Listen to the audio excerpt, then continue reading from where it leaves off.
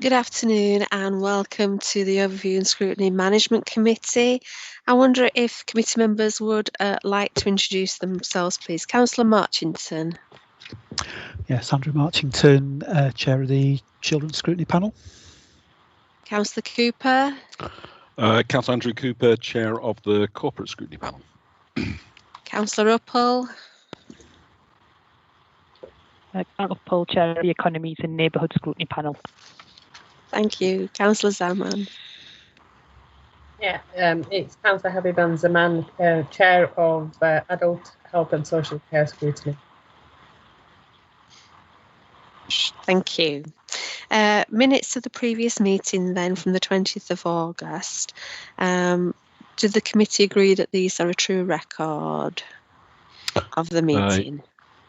Yes, yeah. Yes, thank you. We've just a couple of matters arising. Item 80, page 1. The ad hoc panel report was presented at Cabinet on the 20th of October. The housing ad hoc panel. And item 85, the council plan was considered at the council meeting on the 21st of October. Okay. Does anyone have any interests they wish to declare? None from me. No. Okay. Thank you. This meeting is open to the public and is being webcast live, and the recording will also be able to view after the meeting via the council's website. We also have Councillor Paul Davis, who's here as an observer today, and Councillor Martin Bolt, who's here for item 6. Right, okay. Deputations and petitions. No deputations and petitions have been received. Public question time. Councillor Bolt. Yeah, thank you. Thank you, Chair. In the absence of member questions, yeah, if I could ask, please, that to give some context, in 2018, Kirklees Council, Calderdale and West Yorkshire launched a consultation exercise about the proposal for a Cooper Bridge bypass, which, strangely, although the vast majority of the land and roads under consideration in Calderdale, it is this council which is acting as a project lead. At that time, the project was said to be £69 million, with 3 options being offered and the public being invited to a number of staffed consultation events. Since 2018, I can't find any record of the results of that consultation, the outcomes, comments, etc. being reported back to Cabinet, or any indication of what the views on the responses or choice for the future is. And that consultation exercise must have cost a few pounds. It has been reported in the media that the scheme will be smaller and cost more. But again, no formal report I've seen at Cabinet or indeed through scrutiny. On the 20th of October this year, 2 years after the consultation events, I asked Councillor McBride specifically about the reported 3 changes to the project, which he is alleged to have mentioned. In reply, Councillor McBride outlined changes to the schemes, going from a gyratory to other schemes, and said everybody has been informed of these changes. And in response to the loss of the ancient woodlands in Clifton Wood, which was common to all 3 options, Councillor McBride said he had learned subsequent to the design and consultation of the impact on these woods, which have been there for hundreds of years, incidentally, and he had made the decision that there will be no impact on them, which therefore negates all options. And he said council has been informed. Firstly, I wonder if Cabinet members can individually rescind, in a ministerial style, a decision of Cabinet which affects the whole of West Yorkshire. And is there any record of the Overview and Scrutiny Management or other panels receiving any notification of changes to this scheme? Thank you. Thank you, Councillor Bolt. It's my understanding, as I'm sure you know, that the service is looking at options which limits the environmental impact in relation to the ancient woodland. The Combined Authority website has the results of the consultation, I believe, on there. I think really, if there's any significant changes to a scheme, right, that's already been out to public consultation, then I would expect that there would be further public consultation on any option changes or new options. And I would certainly recommend that any proposal to reconsult does go through Cabinet. I would have thought that that would have been appropriate to do. But I'm wondering, Councillor Uppal, would you be okay with an item on this going to your panel at a suitable time for discussion? Hi, Chair, and I'm hoping you can see me and I'm not frozen at the moment. That's why I've not had my camera on. Apologies for that. Councillor Bolt has raised this through me as chair of the Economies and Neighbourhood Scrutiny Panel, and I have raised this with Councillor McBride and also with David Shepherd this morning, who's one of the new strategic directors in place. We are expecting a written note as an update, hopefully in advance of our next meeting in November. And I've already asked for it to be included in our as an agenda item update as well in the scrutiny panel. We just need to find time for it, Councillor Bolt. I know it has to be timely, of course, but we're just trying to figure out when we can put that in. So I've been trying to do a bit of work in the background on this as well. Thanks. Councillor Bolt, you want to come back? Yeah, thanks, and thank you for those comments. I mean, from that, it would appear then that there hasn't been any previous notification of any project change, and it would seem irregular or possibly not well thought out that there are no response to the consultation. You know, we don't know what was said in 2018. Putting it on WICA's website or somewhere is not, in my view, an adequate way to respond to people who've attended a public consultation event. And I hope that that can be fed back to those responsible, that the public expect feedback when they are being consulted, otherwise you disenfranchise them. And this scheme as well as the road implications, it must be remembered that this scheme is an enabler for the massive Bradley housing development on the golf course, because rather than build a new road out of that, it showed a spur into this bypass. Without that, surely it compromises the Bradley housing and, in fact, the whole Kirklees local plan. Yeah, I would expect that ward councillors will be discussed with ward councillors in the appropriate timescales, Councillor Bolt. And I think that if it comes to Economy and Neighbourhoods panel, then the whole process can be fully discussed there. And I would certainly hope that there is a pathway through, a decision pathway through to Cabinet for any decision on changes of options and reconsultation. Okay. Thank you. Thank you. All right. Okay. Are there any other questions? No? If I may. While you're here, okay. Go on then. Thank you, asked last time you came. Go on then. You asked about planning committee. Are you psychic? I am, yeah. And was it a quasi-judicial process? We did have an update at the following meeting that's in the minutes of the management committee, that it was clarified that planning was an administrative decision-making process, not a quasi-judicial process. And the part of the constitution that you need, Councillor Bolt, is Constitution Part 5.3, okay? And I would suggest it would be Section 3 that you would be looking at of that 5.3. Okay? Well, okay. I haven't got any questions then. Thank you. Well, there you go.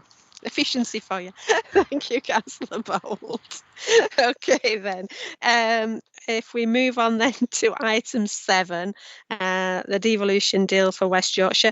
If all speakers, please, can introduce themselves when they're speaking and put their cameras on, please.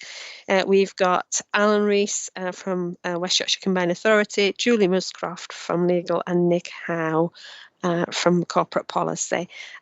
Julia, I believe you are going to introduce, and then we'll move to Alan. Thank you. Okay, thanks members. Good afternoon to everybody and welcome Alan to our meeting. For members of the public who aren't aware, Alan is the Director for Policy, Strategy and Communications at the Combined Authority. I'm the Service Director for Legal Governance and Commissioning at the Council. This is the third time this committee have considered progress of the proposed devolution deal for West Yorkshire. I think formally we came here on the 9th of June, and then informally we updated members on the 10th of July. This report, I'm assuming everybody has read it, but it sets out the process and timescales in order to be in a position for an order to be laid before Parliament before Christmas, and for the order to be made in January or February at the beginning of next year. And once an order is made, that would trigger the election of a mayor for the mayoral combined authority in May. Just by way of a quick reminder, there was a minded to agree deal which was signed in March, shortly before we went into a lockdown because of the pandemic. That triggered the process which is set out in this report.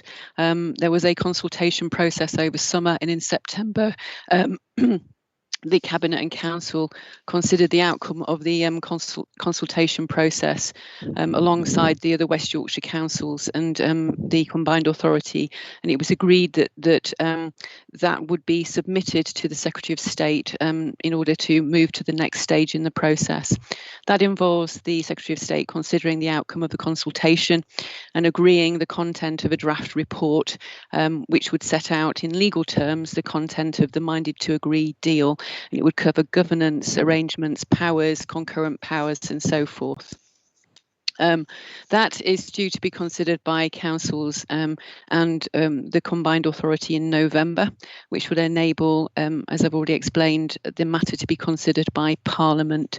I know there's a lot of work going on in the Combined Authority at the moment, looking at how this will work moving forwards. There's lots of work going on around scrutiny and governance, and I know Alan's here to talk about that. So I am going to switch my microphone off now and hand over to Alan. Thank you.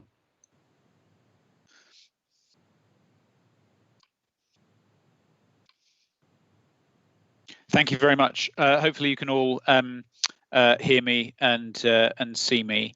Thank you very much to the committee for having me appear today.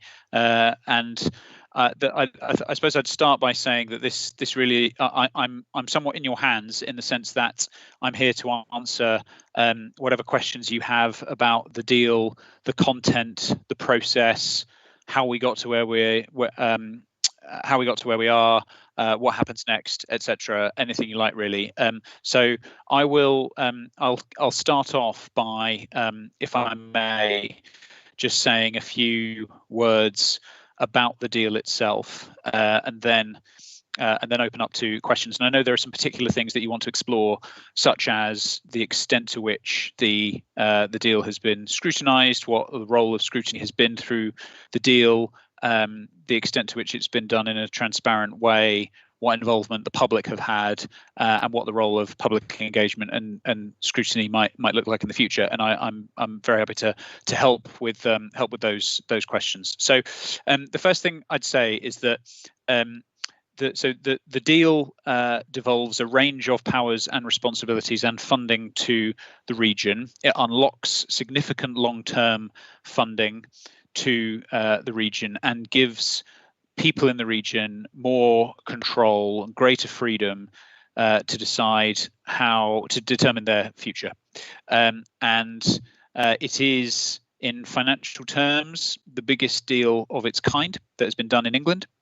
It will give the region more funding to invest in our people, in our businesses, and in our communities. It will give the region more powers to shape West Yorkshire and ensure that decisions that are currently taken in Whitehall, that some of those are taken closer to the people of West Yorkshire.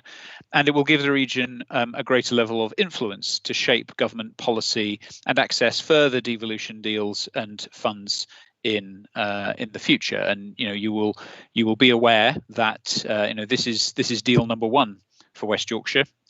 There may be more in the future, and certainly other parts of the country have had several arrangements with government that have given them the opportunity to access more funding and powers. So this is the beginning of a journey rather than an end.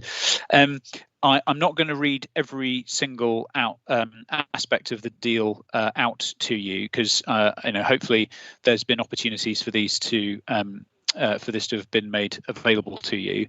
But I would just make the point that whilst there are legislative changes, there are powers and functions that come to the mayor and to the combined authority, that alongside those there is a substantial amount of investment in the region which comes from government, which we as a region would not have access to if the deal had not been done.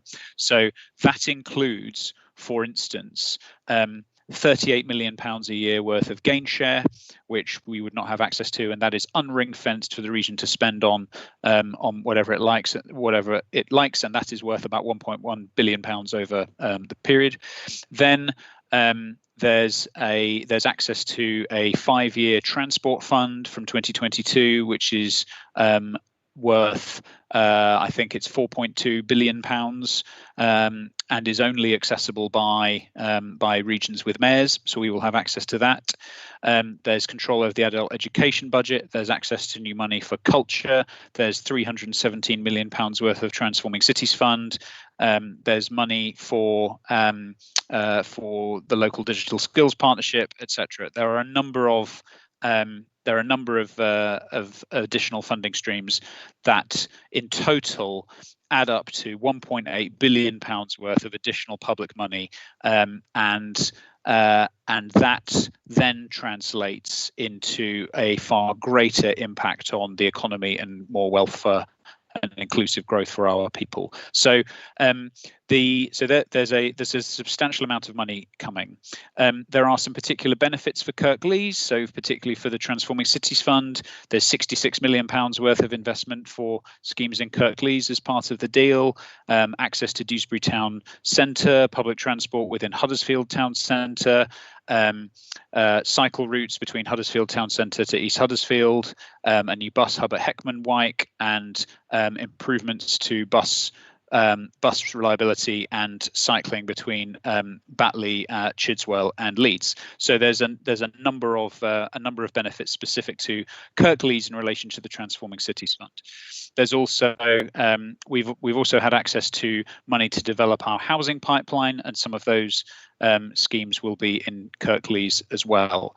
In terms of where we are on process, as Julie explained, the process for all of this is not a process that the combined authority designs. It's designed by government and set down in statute, and we have to comply with it. So the process began with the Minded 2 deal in March. That was then followed by what's called a governance review, which is where we have to carry out a review that concludes that the exercise of statutory functions within the area would be improved by the implementation of this deal, and it concluded that they would be. Then following that, we agree what is called a scheme with we agree that with government, which sets out what the future arrangements would look like, how the powers, functions of the combined authority and the mayor would operate, and we then consult on that scheme. And we went out to consult in July, and we consulted over an 8-week period, and we had 4,400 responses, which is a substantial response when compared with the responses that have been given to other devolution deals within England. So that consultation then concluded. We then send those results to the Secretary of State. The Secretary of State then determines to make the order. That order is then consented to by each of the councils, following which the Secretary of State sends it to Parliament.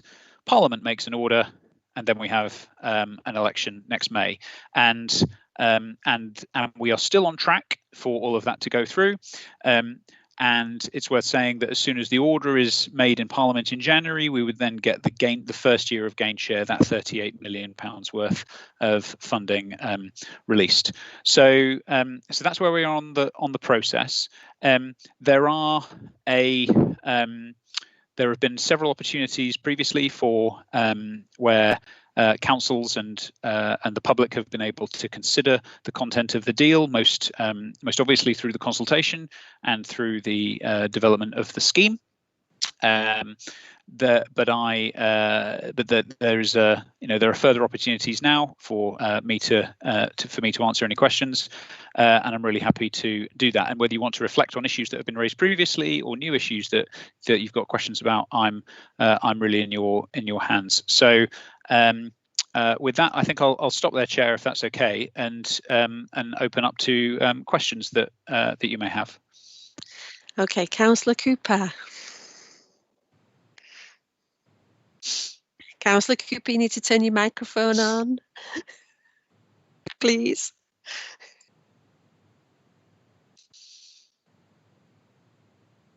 Hello, sorry, I was out of the screen, but now I'm back in it again. So thanks for that, and thanks for the overview of where we are with the deal and what's coming from it. There's loads to say. I mean, I guess one of the key things is, as someone who's not from the three established larger parties, I think you might say, I've looked at the mayoral combined authority. I've looked at the proposals for scrutiny members, such as some of the ideas for scrutiny members going forward, and I wonder where the representation is for people who are not from those three larger groupings. I say larger. The Liberal Democrats are only a little bit larger than people from the LGA independent group, if you like. And so I look at that and think, well, there's 8% of members in West Yorkshire who are not from the larger groups, and how will they be represented on the mayoral combined authority, and how will they be represented there? In Kirklees, I've not checked it for other places, but there's over 20% of votes came from people who are not from the larger parties, and so you think where there's going to be taxation associated with this, so how do we ensure representation for it? So that's one thing. The other thing I was looking at was I looked at some of the scrutiny proposals and the scrutiny panels that were there, economy, corporate. What there wasn't was anything about where responsibility for climate change might lie. And of course, West Yorkshire Combined Authority and the Mayoral Combined Authority will take over the 2038 zero carbon economy target. So where does responsibility lie for scrutinising it in terms of those scrutiny panels? Another element which I'm interested in is, just hang on a second.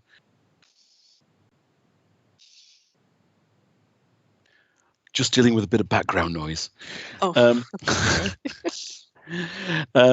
The other thing is looking at the deputy mayor and how they're going to be scrutinised. And I do note that is there going to be any transparency over how deputy mayors are selected? Because it appears that they're simply going to be appointees with responsibility, which flies in the face of democracy. You know, we can have a PCC who's simply going to be somebody who's picked by the mayor. And obviously there's a huge transparency issue with that. So 3 areas of concern. Alan, you want to come back? Yep, happy to. So, Councillor Cooper, when you refer to the scrutiny proposals, you say that you've seen a paper. Is that the draft proposals that are being considered by the Combined Authority Scrutiny Committee? That's right. So yeah. I've had a look at those, but there's no mention any of those about responsibility for climate change. Yeah. Okay. So those are work in progress, and they'll be considered by the West Yorkshire Combined Authority Scrutiny Committee at their meeting on, I think it's the 13th of November. In terms of climate change, at the moment there exists a green economy panel, which is an advisory committee to the Combined Authority and to the LEP, which has responsibility for this area. Right. Of course you are. Of course you are, Councillor Cooper. Yes, of course you are. So and that committee is, or sorry, it's not, technically speaking, it's not a committee. That advisory panel is responsible for advising the combined authority on its policy on climate change. And at the moment, the status quo is that will remain. There is but clearly there will need to be we will have to, the collective we will have to review how how the panels and scrutiny arrangements operate in the future. But climate change is one of the combined authority's current top 4 priorities, and I have an expectation that there will remain a committee or panel or such like with responsibility for setting policy in that space, and quite possibly one for scrutinising it as well. Okay. We'll wait and see what happens with that. Yeah, I mean, in a sense, this, as I said, the proposals on scrutiny, they're not my decision. It's Sure. But like I said, it's being considered by the scrutiny committee on the 13th. On the issue about party representation, I'd make 2 points.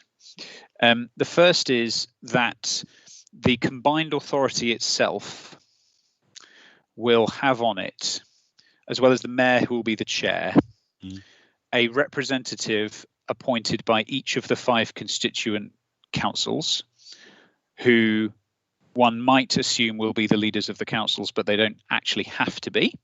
Okay. It will then have on it a non-voting member from the City of York and the LEP chair as a non-voting member.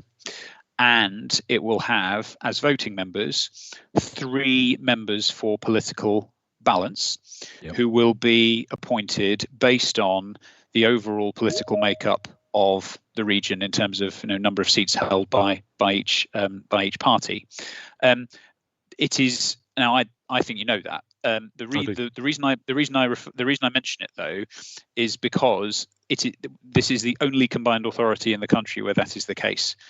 So whilst it is true that not all parties would be represented on the combined authority itself, there is more representation for a wider cross-section of political parties than there are on other combined authorities elsewhere in the country. What about the Greater London Assembly? It's not a combined authority. No, but it's a similar arrangement. It's a mayor with a scrutiny function, with an assembly which goes. But I accept it's a different animal, but it does have fair representation from a body. So a deal like the design of the Greater London Assembly was not on offer to West Yorkshire, rest of Yorkshire. So yeah, Councillor Cooper, yes.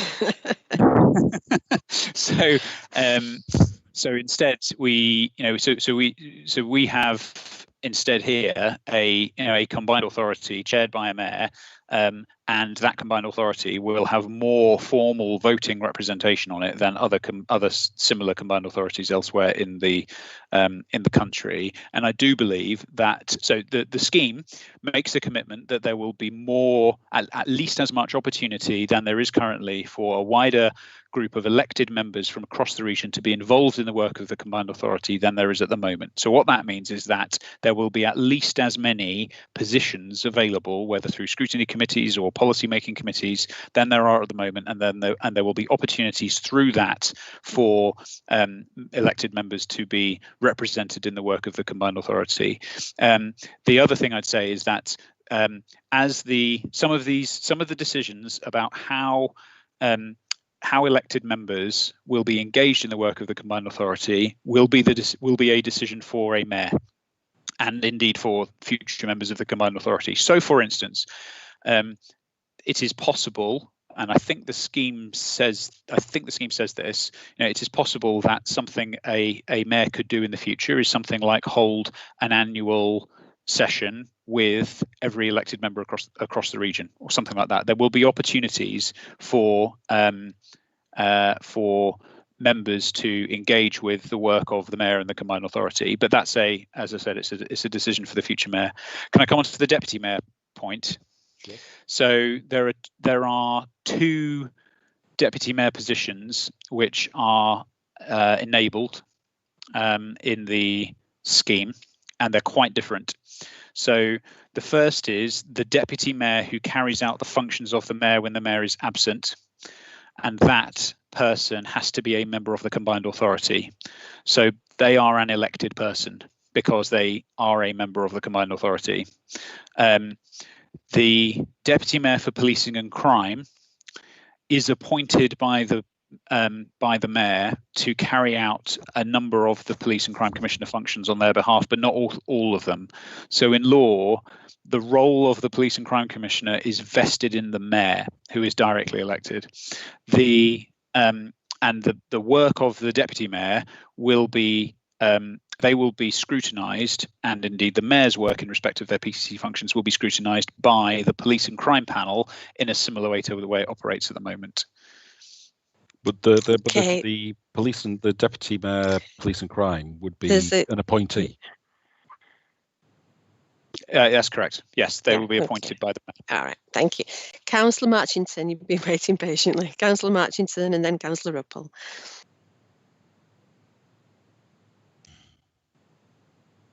Councillor Marchington, you need to turn your microphone on, please. Sorry, I meant to lower my hand but not raise my microphone. It's like fun.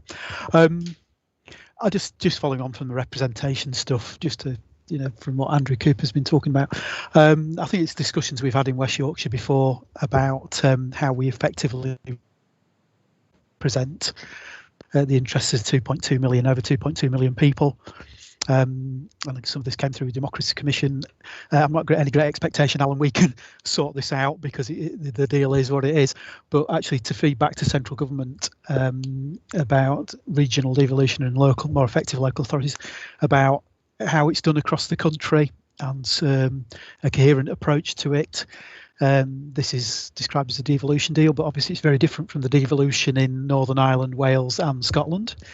Who do have more representative governing structures and structures that can, in and of themselves, scrutinise the work that's going on, which won't be happening in this case.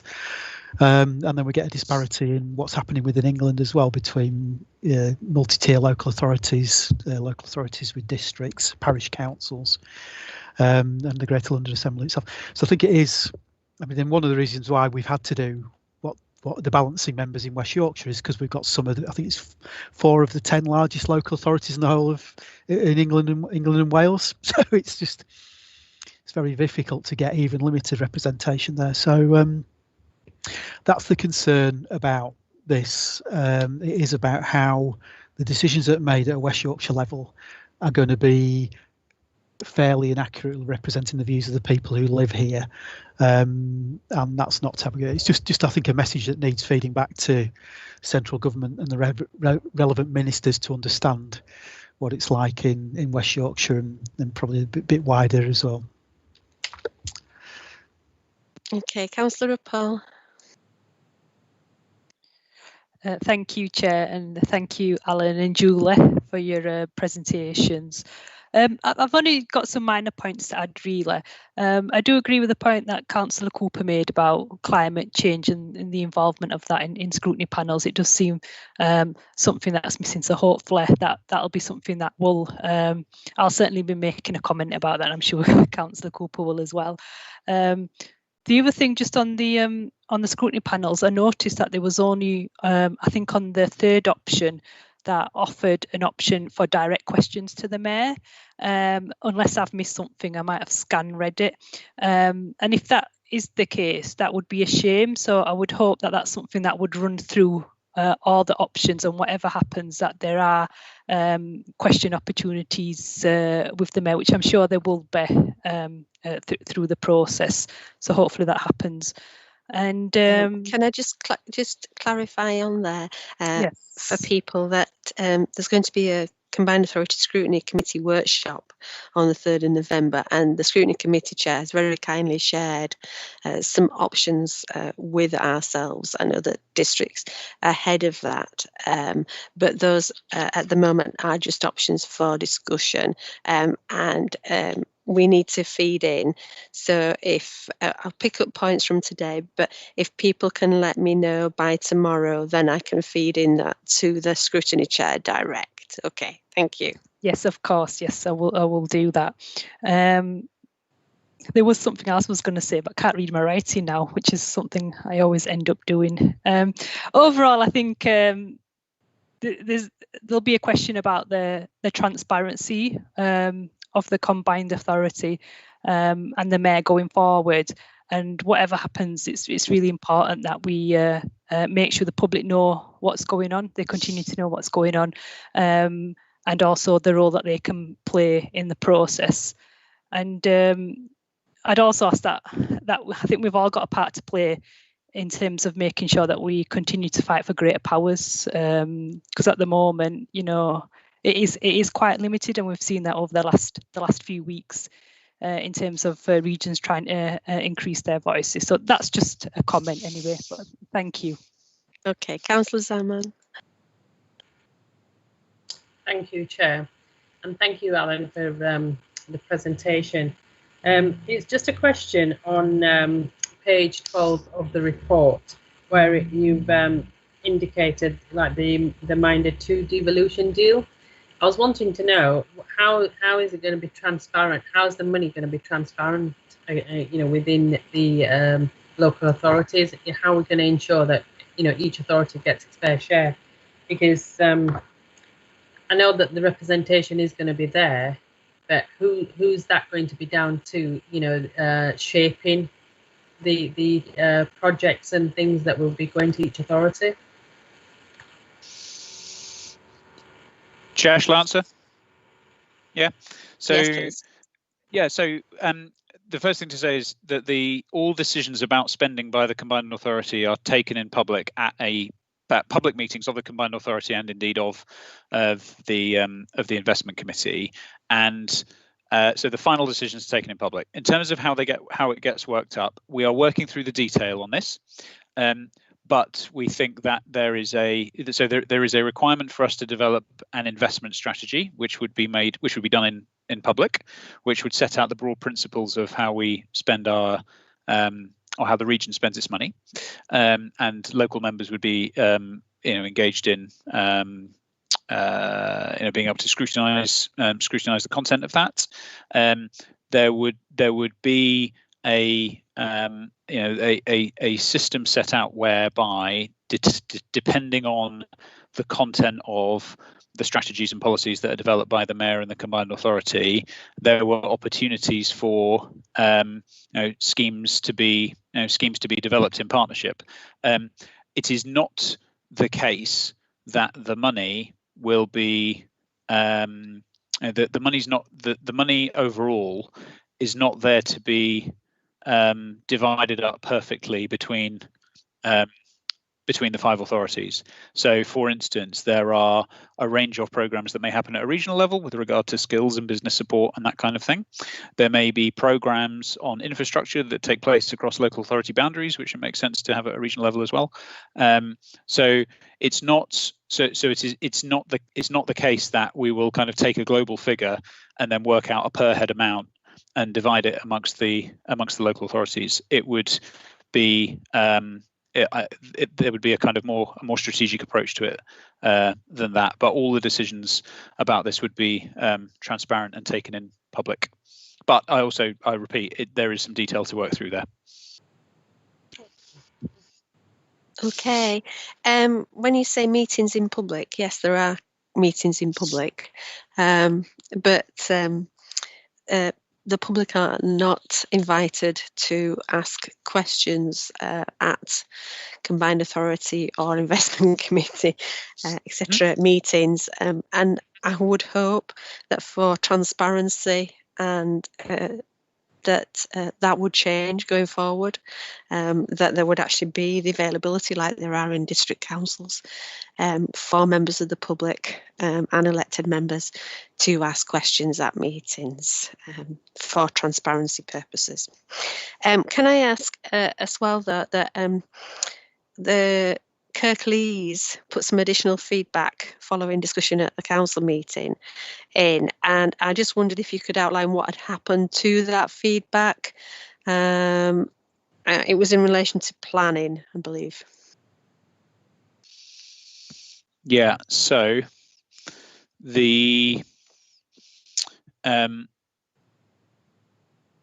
so there were two issues that were raised, I think. One was the scrutiny of the implementation of the deal, which I think we addressed, and that's part of the reason I'm here today.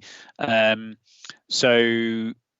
hope we've addressed that. We've written to chairs of scrutiny to update on the various working groups that are happening on how scrutiny would work. And we've already spoken about that a bit. The second point was on the spatial development strategy. So this is not a return to the regional spatial strategy. This is something different, which sets out the high-level principles for and common areas of policy when it comes to planning across the region. The key point on this that was raised was the extent to which the local councils had what role they had in agreeing the content of the mayor's spatial development strategy, and the answer is that all 5 representative members on the CA have to agree to the spatial development strategy before it is adopted. So that means in practice that there is a veto on the spatial development strategy, which is owned by each of the council representatives. So the spatial development strategy would have to be approved by the combined authority, and when it comes for approval, in order to be adopted, it would have to be positively voted for by each of the five representatives. The other thing to say is that the approach that would be taken to developing the spatial development strategy would be one of effectively bottom-up collaboration. So we are not talking about something which is contrary to content of local plans. This would be something that enhances, builds upon on local plans, and in particular, I think the ambition is that it would be used to enhance our work on the climate emergency as a region. Okay, thank you. Councillor Cooper, you wanted to come in again? Yeah, I just wonder, really, I mean, one of the things that is a real problem with stuff that goes on with WICA is the lack of transparency and visibility about the work by elected members. Most elected members just don't know what's going on, and there's not much reportage on it which comes before councils. So when you look at things like the spatial strategies and things like that, I think, well, yes, the councils themselves might sign it off, as in the cabinet members, but what about having some visibility of that among all elected members, so there's actually some sort of accountability through that, rather than simply the cabinet positions? So there could be local arrangements put in place that enable that. But it's not written into the scheme. Okay. Yeah, maybe that's something we should pursue. Councillor Ruppel? So I'm terribly sorry to interrupt, Chair. I know you're aware that Yes, I am aware. Do you need to go? Yeah, I need to go. Yeah. I need to go in 2 minutes. Sorry. Right, Thank you, Chair. All right. We fully understand. So, Councillor Ruppel, very quickly. Very quick point was that it has to go through. Doesn't it go through full councils, the spatial strategy anyway, for it to be? It'd have to be voted through at full council, each one. That's how it works in Greater Manchester. So I didn't know if that was the case. I thought that was the case here as well. So that's a local arrangement that Greater Manchester have come to. It is something that could be considered here if that is what individual councils wanted to do, but that is not what is written into the scheme at the moment. Right, okay. So that is something that we could recommend to our council to our cabinet to pursue. Yes. Okay. And I've picked up on climate change, emphasis, transparency, the bottom-up collaboration, and the local arrangement on items such as the SPD. If you want to go now, Alan, that is fine. Thank you very much for coming. Councillor Davis, you're on scrutiny at the Combined Authority. I didn't know whether you had any points you wish to raise or anything comments you wish to make. Thanks very much, Chair. Grateful to the committee. I can, if there are any other questions, please do contact me and I can come back to you in writing. Thank you. The only comments, Chair, was really that, as Alan said, we're currently working through a number of working parties, how we're going to take scrutiny forward.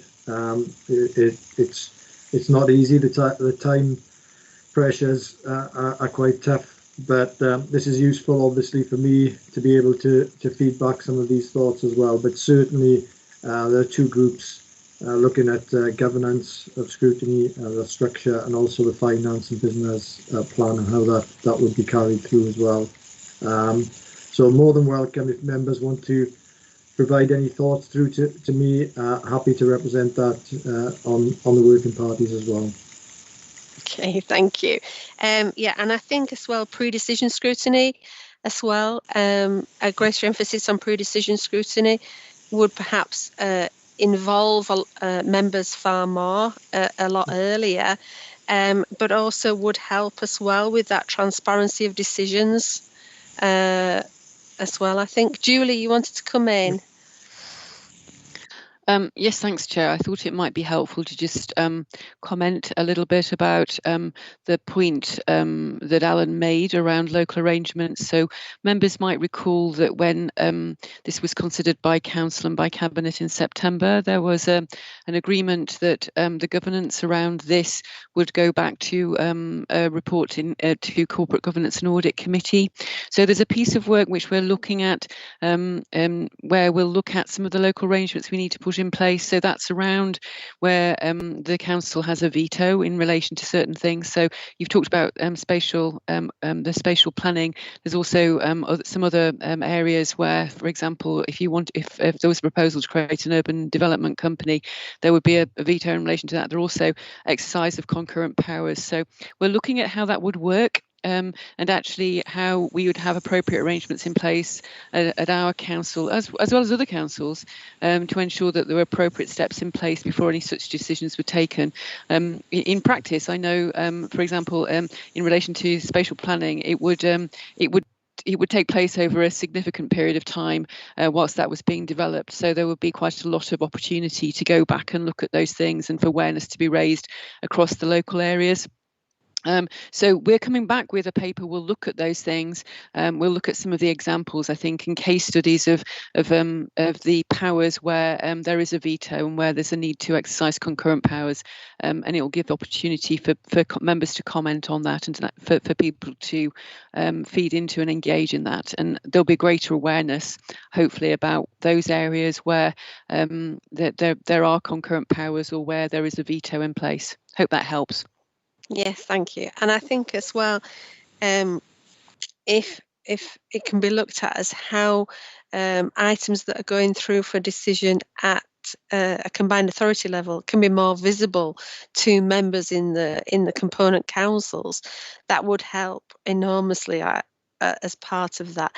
Councillor Davis, you wanted to come back in? Yeah, just briefly, just one to agree with you in terms of. I've already fed this through in terms of pre-decision scrutiny, that there's strong support, I know, among scrutiny members on the combined authority to be involved at as early a stage as possible. That we're not there just to review nice presentations, if you like, once decisions have been made. So that's certainly part of the discussion. Another element which again, I believe there's strong support for is how do we improve the engagement with the public and with stakeholders in particular, and with partners. I think that certainly that to me is a key area that we're looking to develop as well. So certainly, my sense from other members of Scrutiny is that they want to enhance Scrutiny at the Combined Authority. They want to broaden it, and they want to make sure that there's an ability to influence decisions and work constructively going forward. So just thought I'd pass that on. And again, as I say, if people have got any thoughts, or members got any thoughts, I'd be very grateful if they want to drop me those, or if they want to have a chat. More than happy to do that. Okay, thanks. Councillor Cooper, you wanted to come in again? Yeah, sure. I mean, the whole thing about councillors, the council has a veto on certain things that are put forward. I just think we ought to differentiate between the cabinet and the council, because if it's full council, to my mind, great, because full council has got an opportunity to debate, discuss, decide. Great, marvellous, best. If it's simply cabinet, then that's a bit different. I will now mute. Thank you, Councillor Cooper. Julie, do you want to come back on that at all? Yes, I was about to ask you whether you'd like me to, but I will, of course, yes. So in the exercise, when we're looking at where there are powers of veto, we'll do some case studies and we'll look at what those look like and how the decisions will be made back at individual councils. So in relation to planning, by and large, planning is an issue which is a matter for council, but we will work through those things and we will put in place appropriate processes to ensure that there are the right checks and balances in place before decisions are made. And you will have hopefully an opportunity to feed into that, certainly through corporate governance in an audit committee involvement. I think there's a piece of work planned. I've had some initial conversations with the corporate governance and audit chair about how we'll manage that, and with a view to bringing something forwards it will be, I think, probably the January corporate governance and audit committee. I hope that's helpful. Yes, thank you. Thank you. Right, I think if that's everybody's questions then, thank you very much. We'll move on to the next item, item 8, which is the Strategic Intelligence Assessment and Kirklees Communities Partnership Plan. I believe we've got hopefully several officers here, and Councillor Pattison. The speakers, could you please turn your cameras on and your mics on for those that are speaking, and can you introduce yourselves as you start? Who's going to start the introduction, please? That'll be myself, Councillor Smage, Jill Greenfield, Service Director for Communities. I'll just introduce the other officers and partners who are on the call as well. There's Joe Richmond, the new head of communities, who started with us 3 weeks ago, maybe 4, if memory serves me correctly. Lee Hamilton, service manager, say, for Kirklees. Chris Walsh, the data manager. And we've also got our partner, Chief Inspector Alan Travis from the police as well, on the call with us today. So if it's okay with yourself, Chair, I'll introduce the item and then hand over to colleagues to talk to those points. That's fine. Thank you. As per the paper, the Crime and Disorder Act places a statutory duty on community safety partnerships to develop a strategic plan to address the community safety issues. And that plan should be informed by strategic intelligence assessment from the insight and data from the range of our partners and community safety agencies.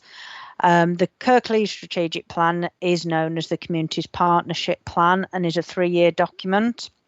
2018 to 21, and it's been broadened to include our partnership work around cohesion, migration and resettlement. There's a requirement for the partnership plan to be refreshed on an annual basis to ensure it's current and fit for purpose. It was refreshed late 2019, early 2020, and had started its flight path for comments and approval, but was halted due to the coronavirus pandemic. So this current document has again been refreshed based upon the most up-to-date data that we have taken into account the current pandemic. And as the Communities Partnership Plan is an Article 4 strategy, and therefore the Overview and Scrutiny Management Committee are asked to provide comments and feedback, taking into account that this is a refresh, not a rewrite of the original plan, 2018 to 2021 plan. So if I hand over now to Chris Walsh for a brief overview of the Strategic Intelligence Assessment, and Lee Hamilton for a brief overview of the Refresh Partnership Plan, and then take questions and comments at the end of that. If that's okay, I'll hand over to... Yeah, that's fine, Chris. Lee. Do you want to come in? Chris, sorry. Thank you, Jill. I'm not going to go through the intelligence assessment fully because you do have a copy of it. What I will do is I'll just pick out some of the key messages that's coming from that.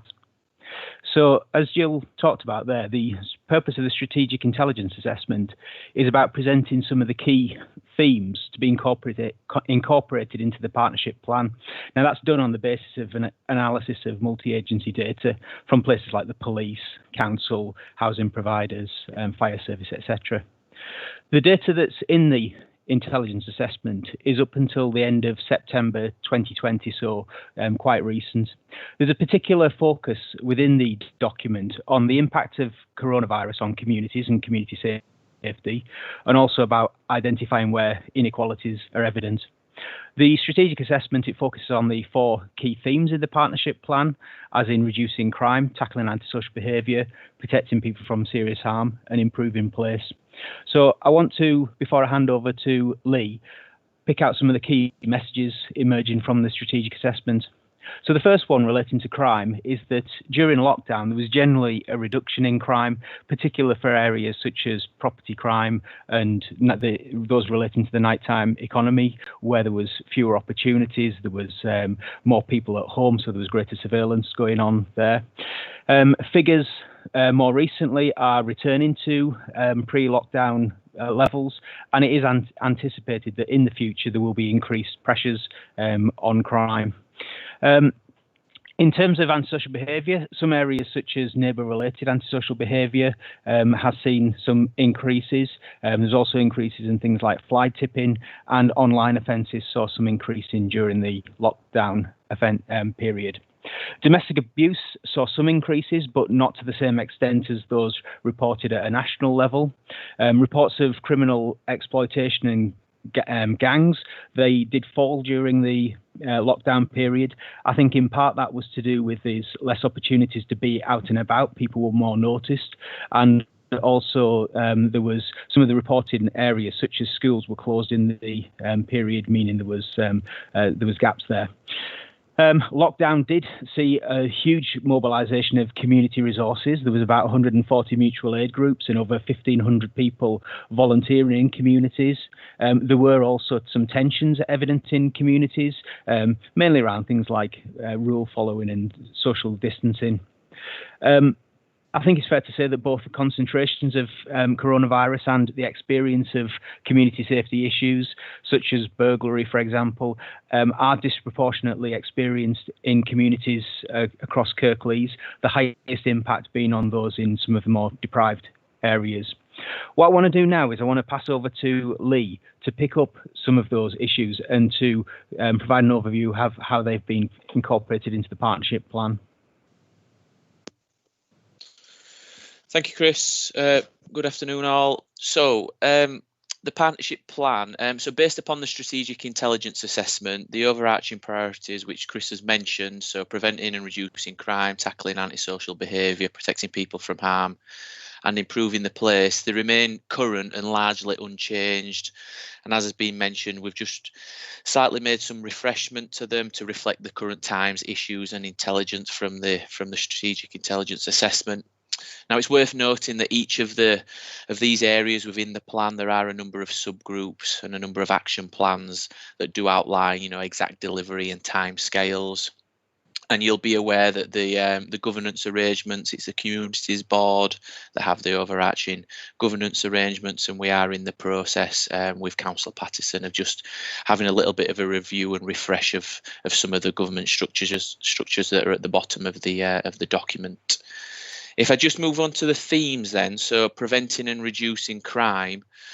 So within the plan, this has three key areas. We've got crime in general, we've got reducing reoffending, and we also have drugs and alcohol.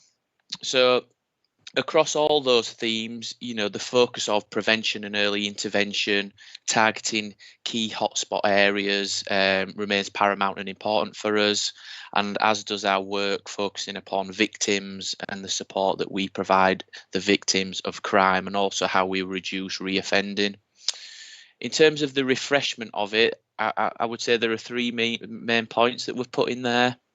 The first one is in relation to the coronavirus pandemic and the local restrictions, and how our approach of being flexible, and we have to adapt based on the current circumstances and situation. So Chris has mentioned there that during lockdown and the restrictions, the levels of crime reduced. However, what about the online space? And we're aware of the online space. So we're aware that within the crime theme, we have to look at this area moving forward. We've also added in a point around the nighttime economy and reducing alcohol-related violence and the impact placed upon local establishments and people following local restrictions. So as an example, we're doing quite a bit of work at the moment around Tier 2 and the 10 PM curfews, working with establishments and partners, Pub Watch, the police, environmental services, industry security, around social distancing and that 10 PM curfew. So being flexible in that nighttime economy moving forward will continue to be important.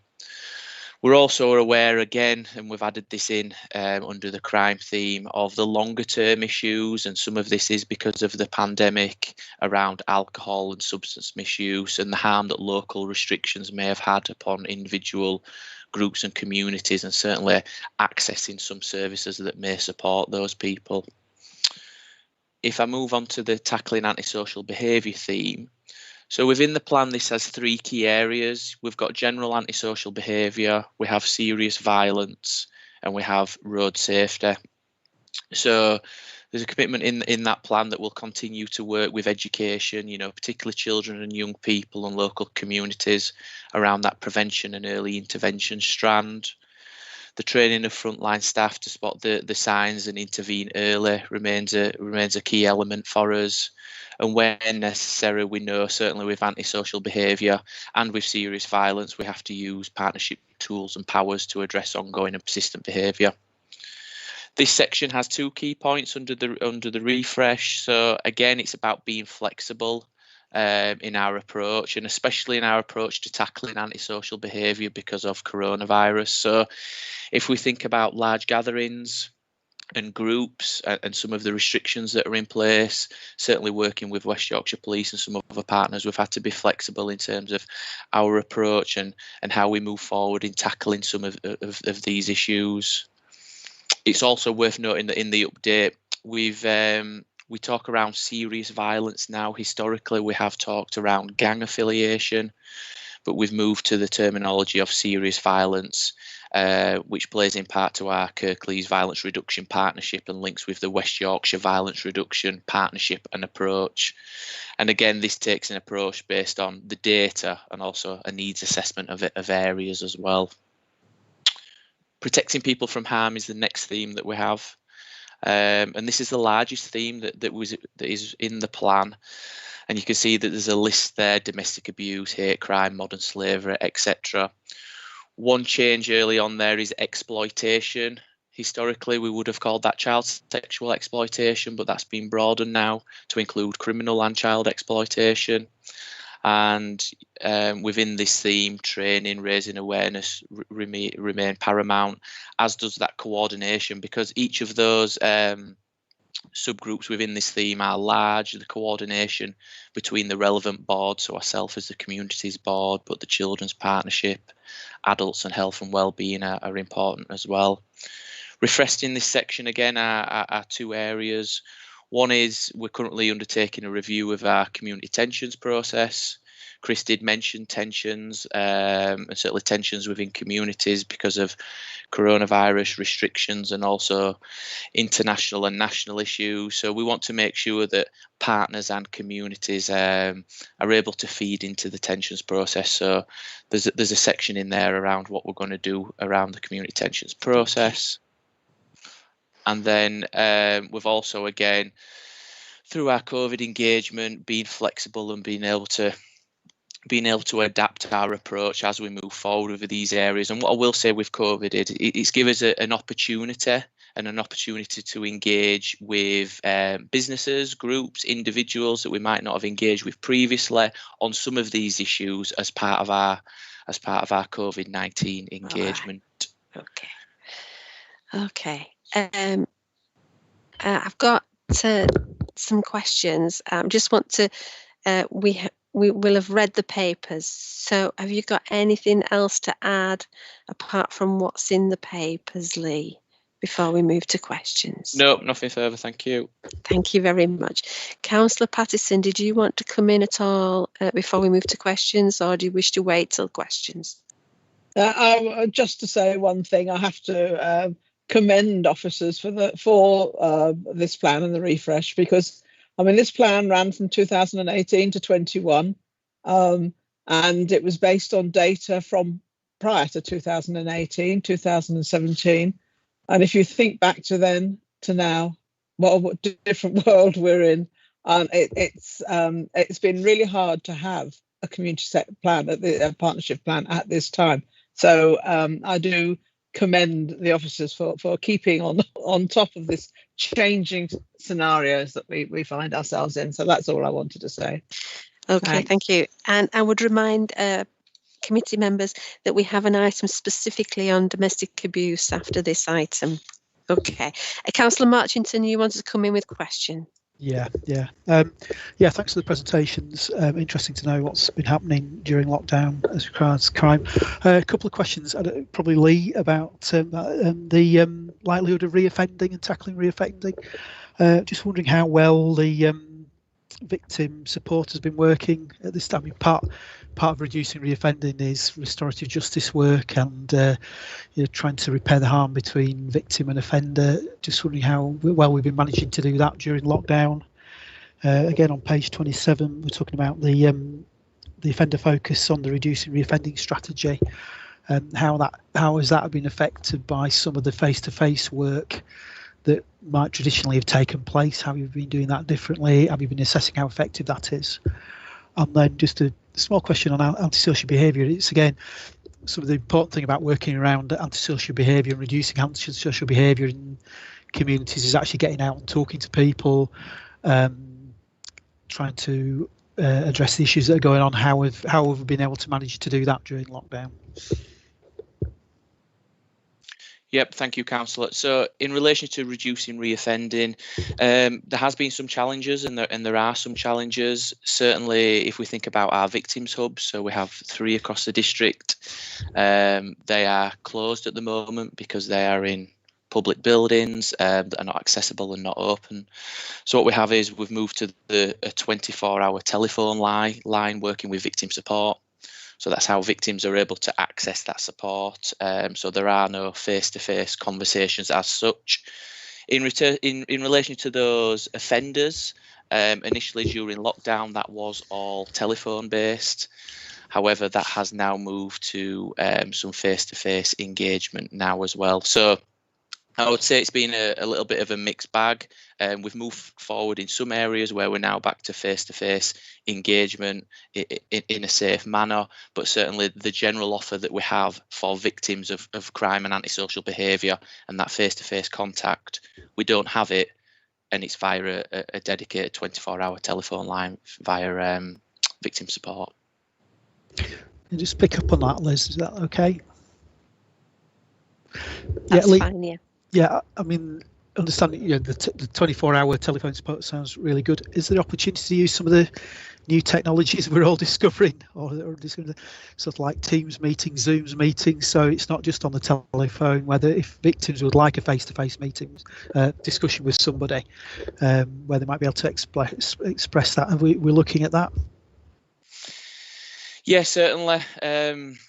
It's being factored into some of the work, and if technology allows, then that will happen. I mean, some of the difficulties have been around the various platforms, Zoom, Skype, Teams, and then victims having access and being able to use them. So where it's possible, that is used. And again, something that we can take away and continue to look at as well, Councillor. Yeah. Yeah, thank you. And can I just ask Chief Inspector Travis if he has any points that he wishes to raise? But I would also like to ask, and I don't know whether this is himself or others, you're talking about partners, but this is very Kirklees, and Kirklees is surrounded by others, and I'm wondering about cooperation across authorities and police forces, because crime doesn't stop at district council borders. So I wondered, there doesn't seem to be anything in this about cooperation across those borders. Thank you. Yeah, good afternoon, everybody. I've no specific comments to make with regards to the plan. Obviously, we've been fully consulted and worked very closely with Lee and his team around its creation and delivery. In relation to the specific points that you make around cross-border, obviously from a police-centric point of view, we are very much joined up with neighbouring districts and right across the region and the nation, particularly around some of the high-risk crimes, county line offending, cross-border burglary, etc. So those do get picked up through our internal processes. Obviously, it might be some feedback we need to take on board just regarding joint work between the different CSPs across West Yorkshire, but I do know that we regularly sort of share best practice and have those conversations as to what works well and what can be done better jointly. So, for example, the Violence Reduction Unit is very much sort of a West Yorkshire themed venture with sort of a central West Yorkshire delivery, and then the 5 spokes in each of the district that all come together to combat serious violent crime. So there is a lot of cooperation that goes on at all levels. Okay, thank you. And as far as the plan is concerned then, Chris, is this something that you can have the plan reflect that then it does need to be cooperation?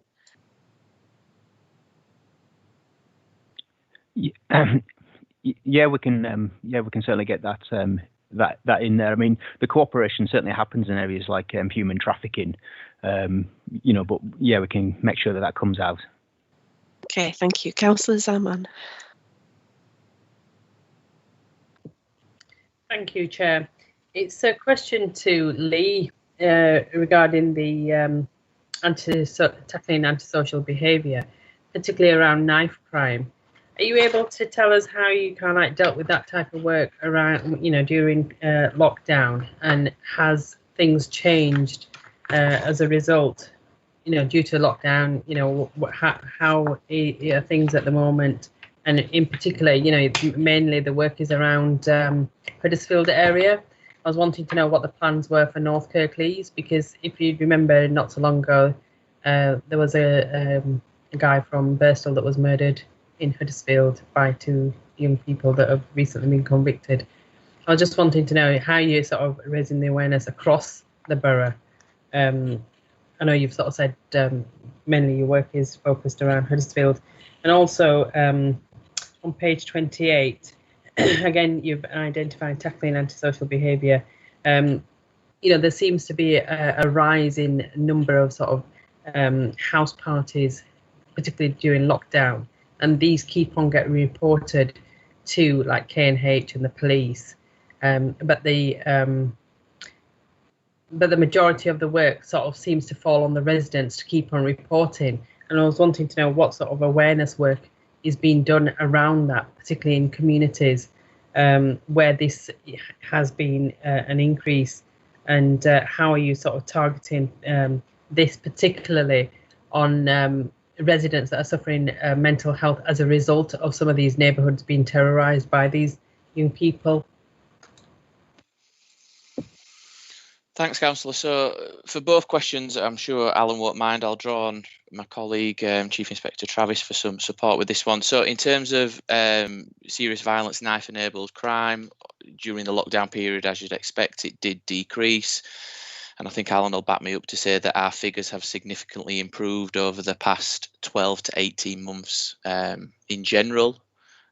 Even up to pre-lockdown, with some work that we were doing, both preventative and enforcement wide, and I'll let Alan talk about the enforcement. In terms of our work and our preventative and engagement work, yes, a lot of the engagement does happen in the south of the district, because that's based on reports, intelligence and information that we have. And it's also based upon our serious violence, our needs assessment as well. So that highlights some key areas that are produced via the West Yorkshire Violence Reduction Unit, and they give us some indication of the areas that we should be working in. And that does include some areas in the north of the district as well. So yes, there is a predominant base within the south based on the data and intelligence and referrals we get, but we do work in the north as well. And Alan, I don't know if you want to come in terms of the knife-enabled incidents. Yeah, certainly. Well, yeah, just mirror what obviously Lee says. Certainly around the figures, we did see a significant drop during lockdown, obviously with people not being able to readily get onto the streets as easily. But as he says, it was reducing then. A lot of that was down to obviously the work that started some time ago as part of the national picture around the increase of knife crime nationally. You may well have heard of something called Operation Gemlock, which is the sort of West Yorkshire Police response to the surge funding that we were provided centrally from the government to essentially increase our policing footprint from an enforcement perspective. And that saw an uplift of officers on overtime deployed across the force. A lot of the time was spent in Kirklees due to the specific incidents we were having at that time, utilising tactics such as stop and search, arresting people that were wanted for outstanding violent crime, high visibility patrols in hotspot areas. And that surge activity had a real impact on people's ability to carry knives on the street and commit offences with them. There is definitely a focus around Huddersfield, as we've suggested, just because that is where a lot of our knife crime offending was happening. But as we've got on top of that a little bit more over the last 6 months, we are definitely focusing on the north of the district now. Obviously, the incident you've alluded to, and there has also been a number of other incidents around the north of the district. The neighbourhood policing teams over on that side at Batley and Spen and Dewsbury and Murfield do have their own bespoke serious violent crime plans, and also have pots of funding available to tackle that. So it's definitely a district-wide issue. Okay. Can I ask then about ASB, because your report says that community engagement to ensure ASB is not tolerated and is tackled through active citizenship, but the length of time that it takes very often to get ASB resolved in some way, and can put people off from actually continuing to report things, because there seems to be quite a lot of roadblocks for active citizens. You have to do things in a certain way, you have to keep reporting, but nothing is seen sometimes as nothing's happening. And so it's how you can ensure that people feel that their reporting is making a difference, rather than just nothing being seen as having been done. How are you going to look at that in the future? Yeah, good question. And we do appreciate that, certainly for the victims and those, on the receiving end of ASB, it can be frustrating. I mean, from a Safer Kirklees perspective, we have 5 antisocial behaviour officers to cover the district, who cover, on average, we'll have 150 cases, and that can be each on average across the district. So there's not a lot of resource for sometimes quite a lot of issues. So we have to draw on our partners and the police. And could we improve with a communication?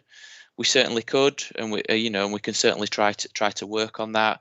We have one victim liaison officer that helps us within Safer Kirklees, and it's their role to support us with that communication and keeping victims updated in relation to progression of cases or how they may be able to report certain things in. It might not have to be to the police, but to the victims officer. So I would say that it's difficult. It's not easy work. We understand the frustrations. We've got to keep moving forward with the communication and try and improve that. But then it also does filter down to that.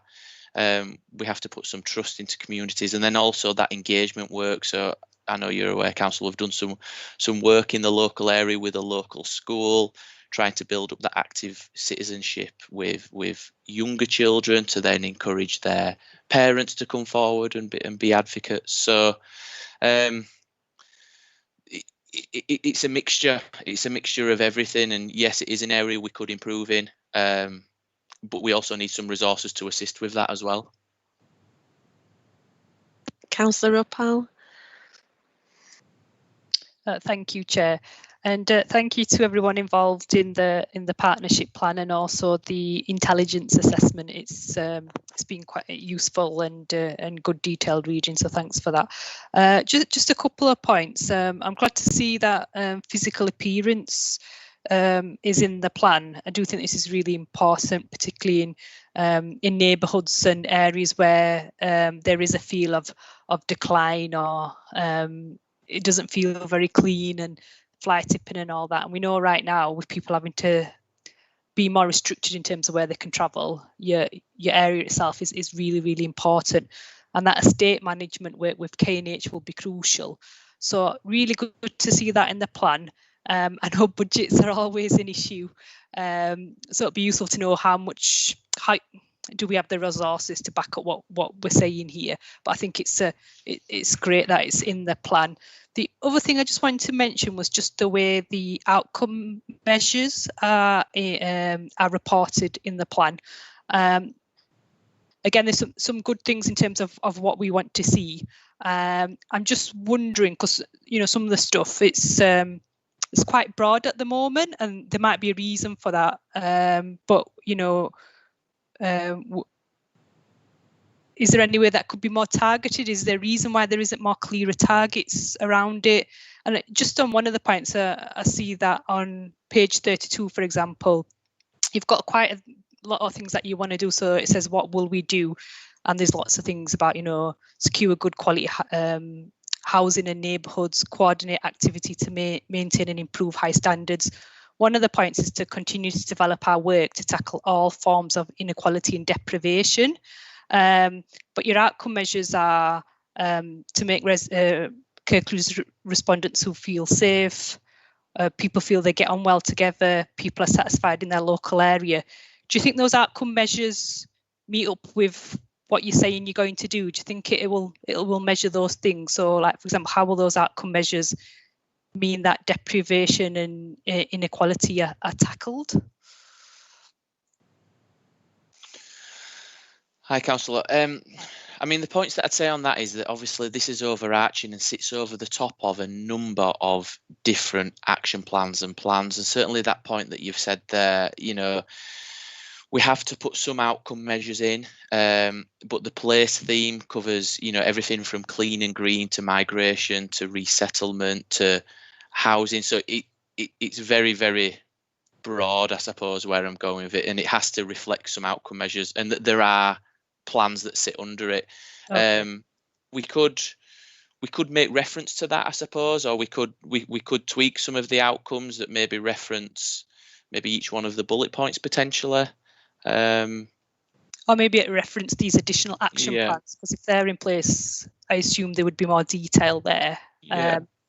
but like you say, you are covering quite broad points, which I think is a good thing in terms of the high level. It's just knowing how to measure those as well, I guess. But yeah, you know, and if we take the protecting people from harm theme, you know, and domestic abuse is to follow, you know, and the outcomes that are there, I'm sure when it comes to the domestic abuse, you'll see the broad range of work that goes on there and the outcomes achieved. So it's difficult in the plan, but I'll take some of that on board, definitely. Okay, thank you. Thank you. Also, on the drugs and alcohol strategy that you mentioned on page 27, firstly, I'm surprised we don't have one. But what are your timeframes, etc., for some of these things? That's not, I realise this is higher level, but what are your timeframes for developing a strategy and actually actions that come from that strategy? And where in all of that in page 27 about reducing the likelihood of reoffending, it is mental health impact as well.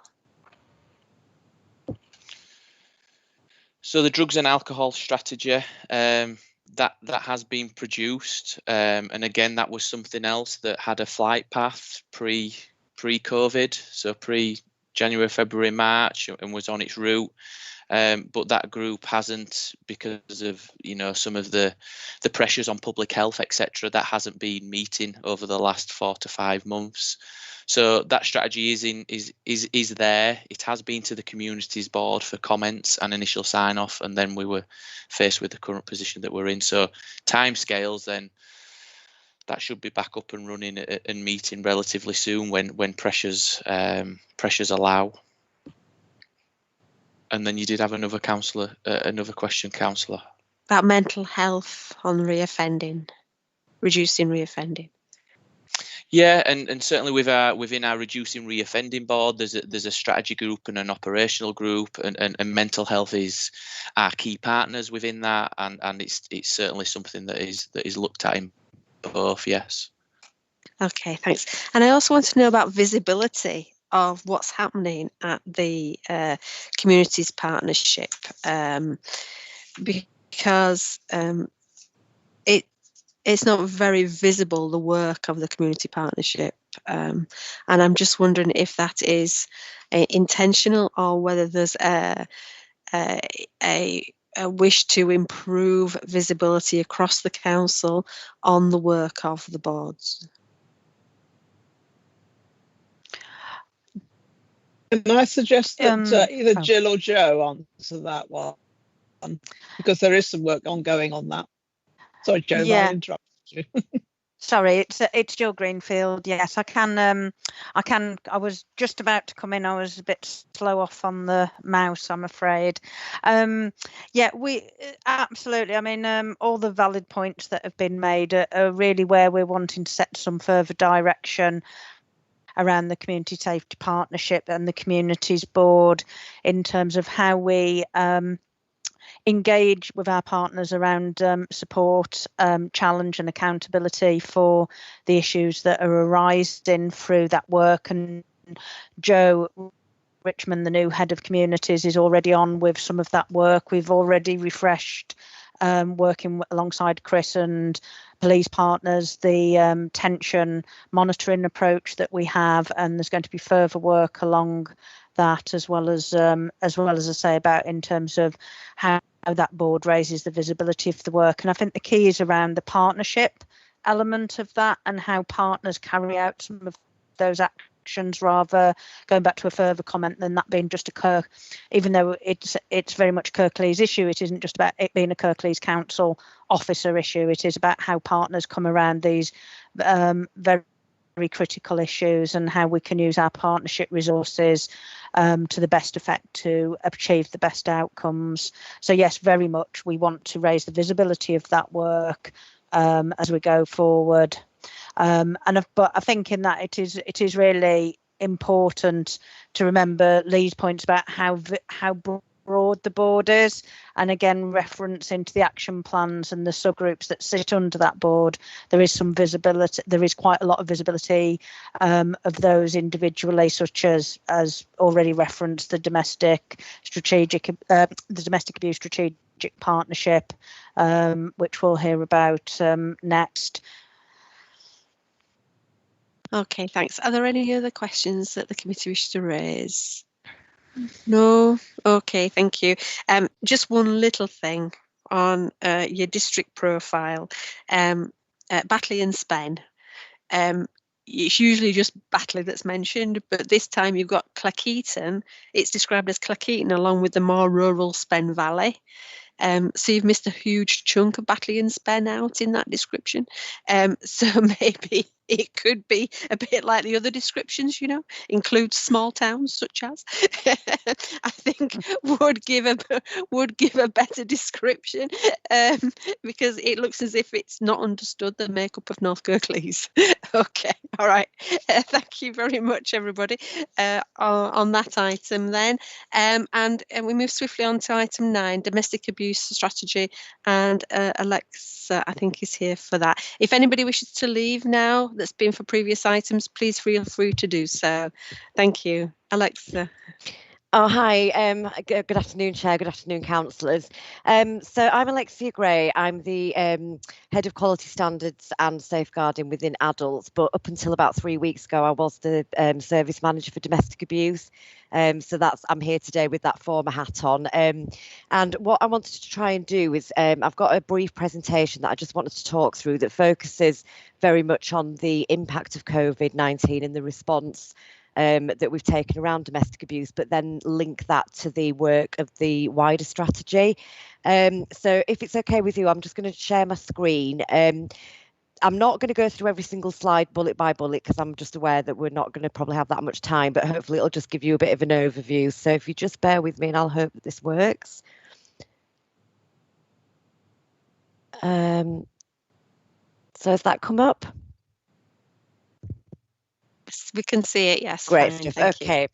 So I think first and foremost, there was a recognition across the partnership that lockdown would present very unique issues and risks for victims and families, and not just around because access to services would be restricted and movement would be restricted, but also around some of the causational factors. So things like people potentially abusing substances a bit more, the impact on people's mental health, the concern and worry about unemployment, etc. So we knew that it was going to be a very difficult time for people.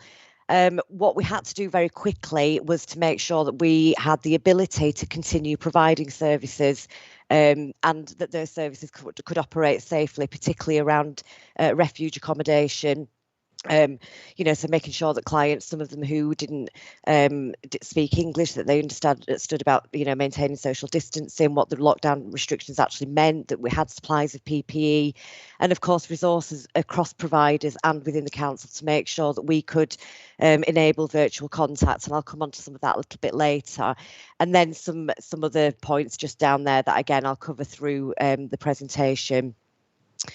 So quite early on, the Local Government Association produced some guidance which suggested splitting responses into the areas that are in the brackets on the first bullet. And that was actually really helpful to provide a framework for the many reporting mechanisms that we had, because by monitoring things like service continuity and service coordination, we were able to see quite quickly whether there were any escalating risks, whether there were any trends that were coming through, whether was there a lack of coordination that was perhaps needed addressing. So that was really helpful, and we did work to that framework. Again, we had to make the move to working remotely, and providers did, which for some of them, some of those services who weren't particularly experienced at working from home, that was quite a big learning curve for them, but they've handled it really, really well. We recognised that communication was going to be absolutely critical, especially around movement being so restricted and needing to get messages out to victims, communities, but also across staff as well, and elected members. And that understanding of partnership working and recognising that there would be competing demands, as it's been touched on earlier, particularly for health services and public health. And I think the biggest one really was preparing for the unknown, because we knew what the risks were, but we were we didn't know whether the volume was going to go up exponentially. We didn't know whether the types of cases that would come in would be different. So would they be more high risk? Would they, you know, we were sort of a little bit in the dark with that. So that was something that we had to really try and balance. So in terms of the robust reporting mechanisms, there's been quite a lot of a sort of accountability and as I said, robust mechanisms in with regards to domestic abuse. So we've been doing weekly reports to the council's executive team, frequent updates in elected member bulletins and specific member briefings if that's been required as well. Obviously, provider meetings have been key because they're the ones that are, you know, that are on the ground delivering services. So we needed to understand if there were any pressures coming from there and act on any risks that were being reported. Excuse me, I've got a frog in my throat. We also had frequent West Yorkshire meetings that were facilitated through the Office of the Police and Crime Commissioner, which were incredibly useful because as much as we knew that we got pressures within Kirklees, we knew that they would be replicated across the region. So to have other colleagues coming together and other agencies across West Yorkshire, we were able to kind of benchmark where we were and recognise whether there were any more regional trends that were coming up. So that was helpful. And again, the engagement with national agencies such as the Local Government Association, but also national charities like Women's Aid, Safe Lives, and a link in some respects to the Domestic Abuse Commissioner, who then got a direct link with central government. And then also around the funding, there were various funding streams that were made available through central government. They weren't particularly pitched at local authorities. It was more about providers and if they had a critical need to ensure that services could be delivered. So, for example, if they didn't have the capacity because the staff didn't have laptops, they could have bid to get, you know, additional technical technology so that people could work from home and that type of thing. But of course, we did coordinate that. We made sure that partners were aware, and that was regional as well as locally as well. So I've touched on communications. There was an awful lot of work around this, and it is important to mention this because I think we've always taken quite a keen stance in Kirklees that communication around domestic abuse is key, because ultimately if people don't know about services, they don't know how to access them. It's got to be equitable. People need to understand what support is available. But I think the sort of unintended consequence of COVID is that has in terms of the strategies has certainly been expedited in a number of ways. So, you know, the profile was very much raised at a national level. We were heavily promoting messages on our intranet and internet sites. We had done a lot of work around briefings and presentations, which were shared extensively, including with the COVID response teams, because we recognised that staff had been deployed into those teams that weren't necessarily familiar with dealing with domestic abuse and could have come across disclosures. A lot of work with the customer service centres. There's an awful lot of work done with translating materials as well. So going back to that, making services equitable and understandable. And then it was also very helpful because the government then translated all their fact sheets and everything into about, I think it was about 36 languages in the end, which were all on their website, again, heavily promoted across the partnership. And then obviously backed the national campaigns around the work with supermarkets and pharmacies, and recognising the role of health, and making sure that, you know, if somebody was experiencing domestic abuse, they might not have necessarily picked up the phone and wanted a specific specialist service, but they might have felt comfortable saying something to the GP. So linking in with the CCGs and making sure that all the information that was on GP websites and on their internal networks was up to speed and up to date as well. So the prevalence has been touched on briefly by Chris talking through the SIA. These are the data sources that we analyse weekly, and we started this from the first week in lockdown. So again, I won't go through them all, but verbals and crimes. So that's obviously reported incidents, and children's and adults that are obviously where disclosures have been made at the front door. But then the ones actually that were, I think can be more telling are the ones around the provider services, and our main provider services, Pennine Domestic Abuse Partnership, because that tells us if people are picking up the phone and ringing a 24-hour helpline, they might not necessarily be in crisis, but they're wanting some support, and their helpline deals with dealing with people that are seeking support from themselves or family members, but also from professionals. So it gives an indication around whether people in the partnership were confident at dealing with those disclosures as well. And another critical one was the independent domestic abuse advocates, or IDAs, which are there to kind of coordinate the activity around very high risk victims of domestic abuse. Accommodation-based referrals, and then the MARAC and the DRAM, which are both processes again to safeguard high-risk victims and to coordinate that support that might be required. So in terms of what the data told us, it wasn't reflective of the national reports at all. So I don't know whether I'm sure people will have heard through the media that we were, quite frequently hearing that reports of domestic abuse had gone up by sort of 60–70%, and that there was a real crisis around it. But our data and intelligence wasn't reflecting that at all. And a lot of those reports, I think, were calls that were going to the National Domestic Abuse Helpline, which is a national helpline, but there is a circle back to local services. So in theory, if somebody rings the national helpline, but they're from the Kirklees area, it could be that the support they're given there and then is enough and it's sufficient. But if it's something that requires more intensive support or more localised support, in theory, it should come back to a Kirklees local service. So the fact that we weren't seeing those the same types of increases, we just couldn't work out, and that's not unique from Kirklees. It was reflected across West Yorkshire. I think Bradford did see some minor increases, but certainly across West Yorkshire we were very much stable. And equally, when we'd had conversations with the local government association, there were other areas nationally that were saying the same things, that we would, common sense tells you that, prevalence should have gone up or could have gone up, but at the time of lockdown, it didn't. There were some spikes, but again, not unusual around bank holidays. So VE Day was one example, or when the weather is nice. But again, we see that annually we get seasonal spikes with domestic abuse. So it was something that we could kind of rationalise. And there's been about a 4% increase in police call-outs, but that's on a rolling average from this time, from a rolling average through the year from 2019 to now. So it encompasses that lockdown period. But again, we can't necessarily attribute that to COVID. It could just be that that's the natural increase, because we do see that happen year on year anyway. I haven't put it on the slide, but the spread across the district, there weren't any particular areas that we were seeing sort of more calls from that area or more police call outs in that particular area. It tended to be quite a sort of even spread. The biggest pressure was around the IDA service, so that's the independent domestic abuse advocates that I mentioned earlier, that are a commissioned service, and that wasn't necessarily around volume.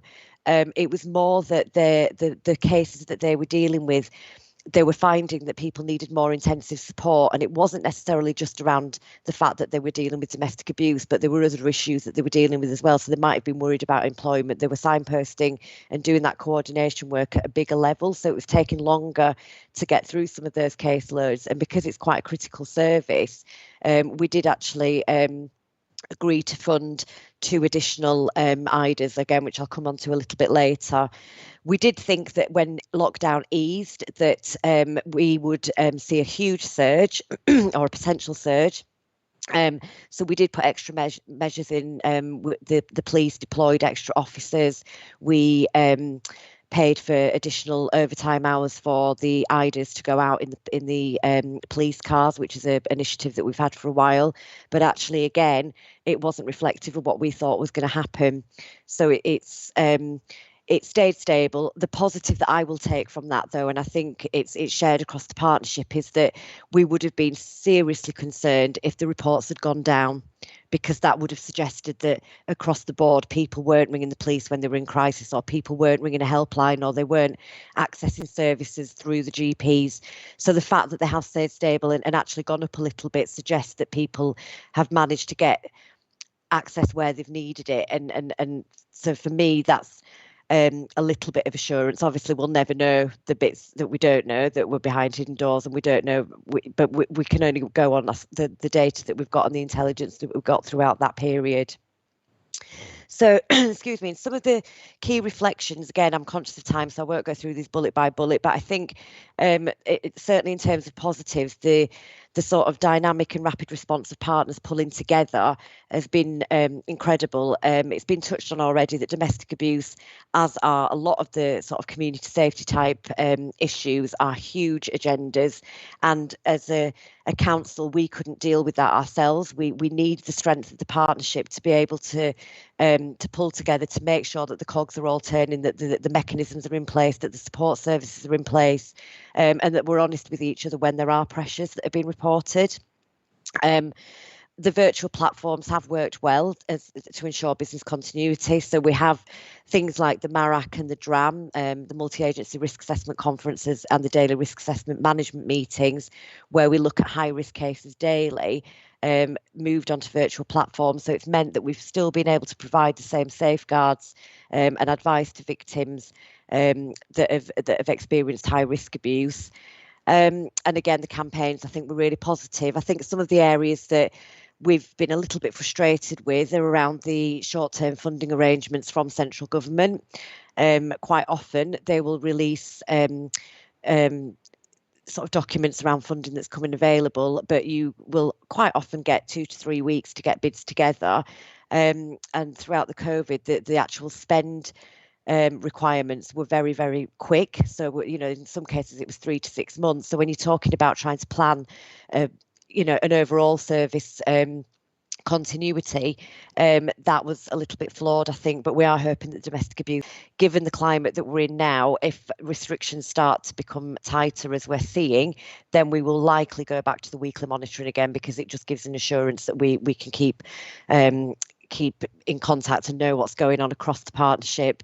Some face-to-face work had started again. So, for example, the IDAs going out in the police cars on a Friday, Saturday night, they were doing that in person. But I think virtual working with some clients is likely to continue for the foreseeable. We're looking at the comms plan for next year. And that's likely to kind of build on the work that we've done around social media and how effective some of that's been.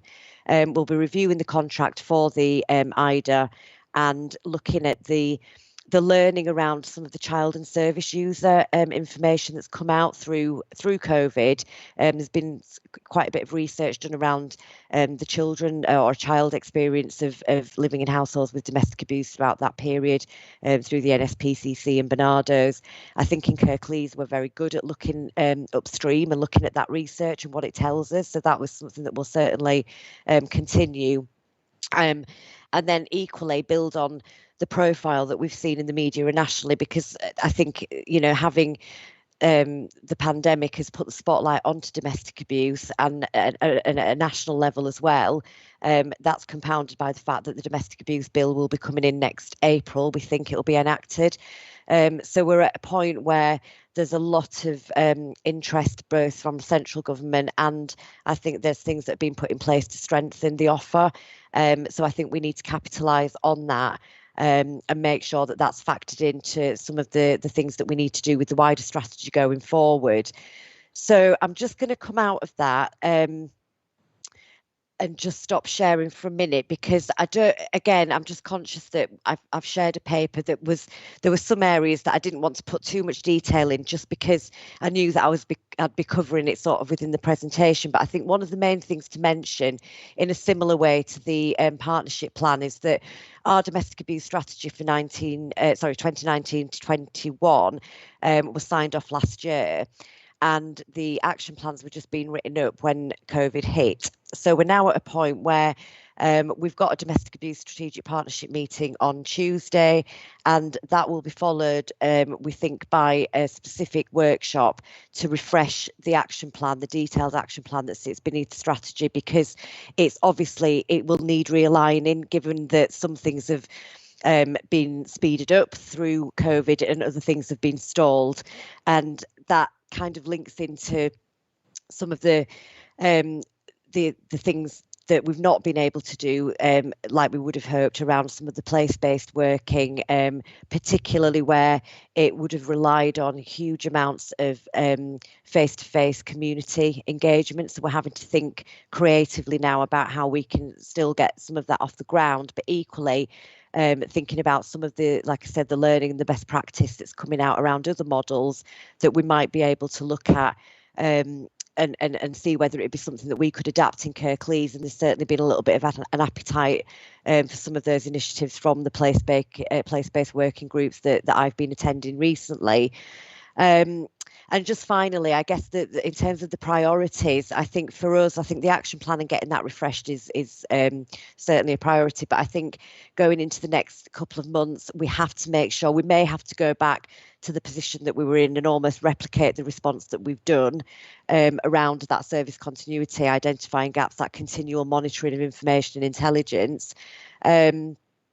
I think we need to be ready for the enactment of the bill, because that will require, again, another phase of training and understanding around how people are affected by domestic abuse. The definition will become statutory, so there's a lot of work around that that's going on behind the scenes. And then I think the other priority is to get the place-based work progressing a little bit more, because we are doing the engagement work with councillors on those place-based partnerships at the moment to try and get some collective decision on how to progress that, but it had been stalled a little bit, certainly through the spring and the summer. So we've got some proposals that we're writing up around that at the moment.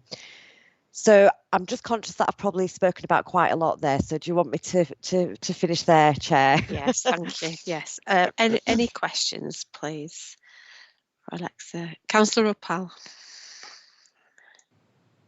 Thank you for your presentation, Alexa. It's really good to see some of the work that's gone on through the COVID period.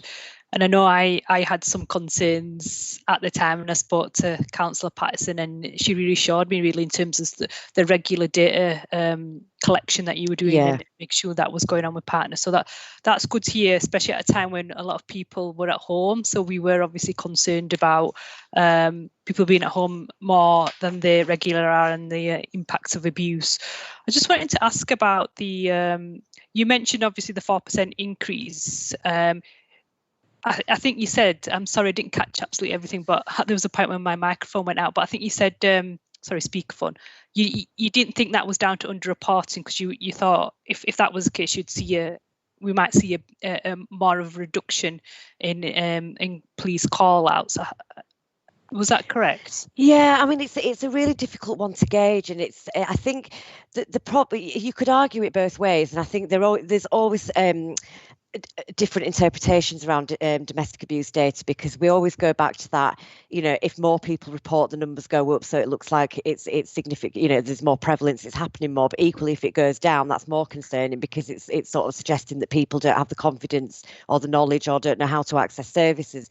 I think with the police reports, we're trying to get, in fact, it's something that I'll be speaking to the police about, because one of the things that we wanted to look at is actually whether there was a split or a different split with those reports from third-party reports, because obviously with more people being at home, was it actually more neighbours that were picking up the phone because they were overhearing things, and therefore the reports were going through to the police and the police were responding, or actually was it not that, and it was people picking up the phone themselves because it was a crisis point? Or so we're trying to unpick that a little bit more. And the other thing I think just to factor into that as well is that the police, I forgot to mention, we realised quite early from, again, some of the national learning that people were choosing to, and you can understand why, to report in more quieter methods.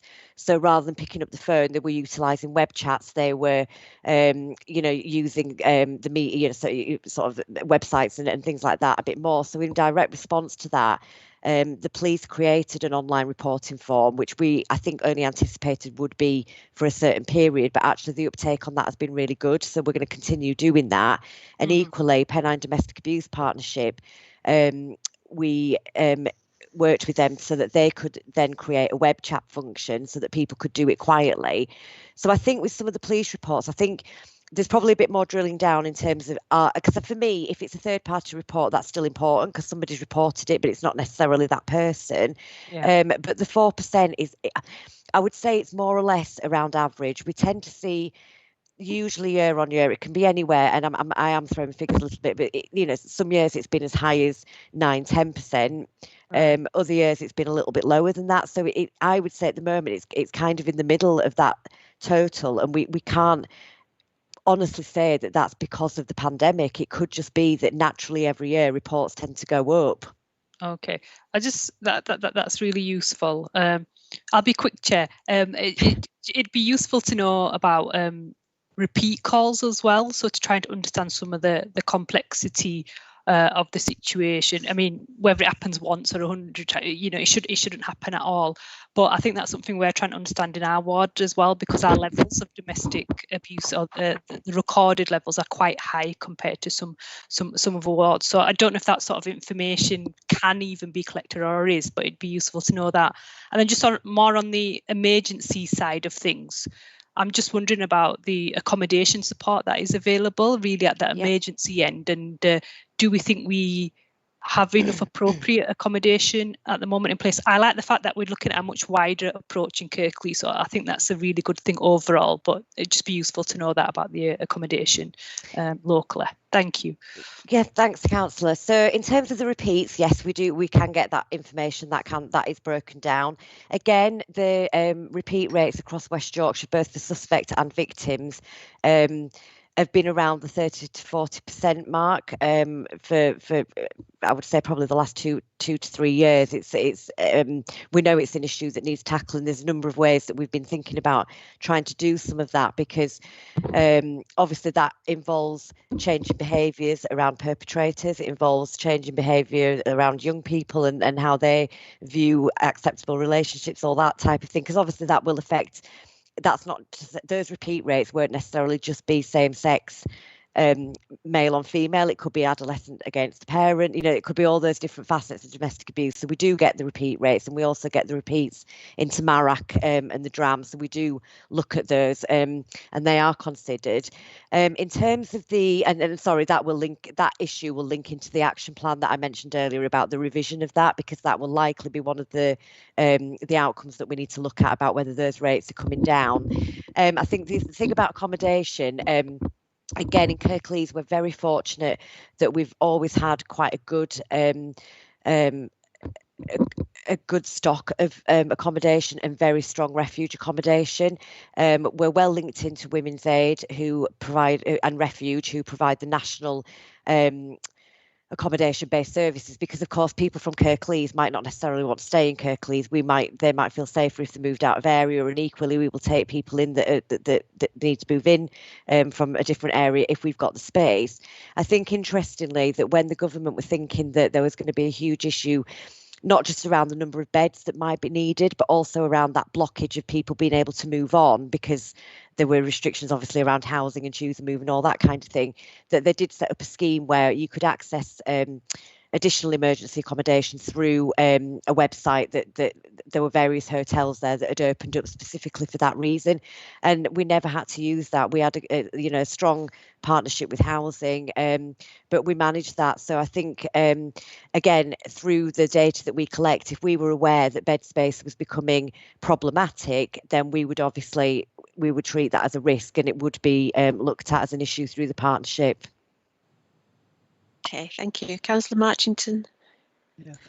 Yeah, thank you, Alexia. I mean, it seems to be a really good analysis of what's going on there, so appreciate that. Thanks for all that work and the work that's going on. I think in terms of the rising numbers at the moment, it'd be really good to have a look at some longitudinal data and see what's happened historically. And I know we've been here before, quite a lot of work on the recession in 2008, looking at historic, and historic levels of domestic abuse have been much higher than they are at the moment. So what we're looking at is a rise against the background of lots of successes over the years. And Ms. Harpreet says one incident is one incident too many, but we need to do things that reduce reoffending and reduce the likelihood, and actually make sure the victims are protected. So I think that's really good. Good to hear about the ideas going out with police officers, that sort of creative, what can we do in these situations? And actually, as happened, that might be an opportunity to do things better. If that's working, let's keep doing that when lockdown stops. If it's an effective piece of work, it's effective use of resources, if it helps victims, then let's keep doing that. And I guess same with the reporting. If the reporting that's going on, people feel more comfortable reporting on the new systems, let's keep doing that and exploring that and developing that. and we can that makes sense. So hopefully we can keep doing that. So supportive of that sounds to be really good pieces of work. I think the perennial concern, and this again is Scrutiny, I don't know if colleagues want to, this issue around funding, it always concerns me when we said we're bidding in for funding, and you know, what happens if we miss out on the bids? And you know, it needs to be, you know, this needs, I'm getting two needs. The funding we need is needs based. So if there's an issue around domestic, if we want to do work on domestic violence, there needs to be budgets in place that go on over a period of time. You know, 2-year, 5-year, 10-year plan for reducing incidents of domestic violence, and that might need tweaking and reviewing every now and again. But let's not. I don't like knee-jerk reactions to any situation. It needs to be. So if we can say, please look at this, make sure we get the funding we need to do what we know is effective. So. Simply, but thanks for the report. Thank you. Just to pick up on the funding, Councillor, just within Kirklees, the funding that we've got around the strategic response to domestic abuse has actually improved over recent years, and it's given us more capacity. So we've got a new post that's gone out to advert. We've been able to secure the contract for the IDAs, which at one point was looking a little bit risky, should we say, because it was very heavily dependent on partnership contributions, which we still get, but it's a lot more stable than it was. I think where the funding concerns are is, like you said, that knee-jerk reaction from central government when they'll suddenly think, right, well, we need to, you know, they'll announce a big amount of money, for example, which they did around providing support for children. I can't remember the figure, but it was quite a vast amount.